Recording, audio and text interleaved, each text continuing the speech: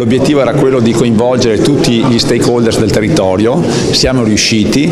L'obiettivo della Regione Veneto è quello di coordinarli, di fare informazione, di fare formazione, ma anche di creare una rete per rendere effettivi tutti questi servizi che possono nascere dalle azioni di welfare integrato e anche per la previdenza integrativa. L'obiettivo della legge era proprio quello, cioè quello di creare una serie di relazioni sul territorio per fare in modo che questi servizi arrivino il più possibile a tutti i cittadini del Veneto. Ce n'è estremo bisogno, sia di previdenza integrativa sia di welfare integrato.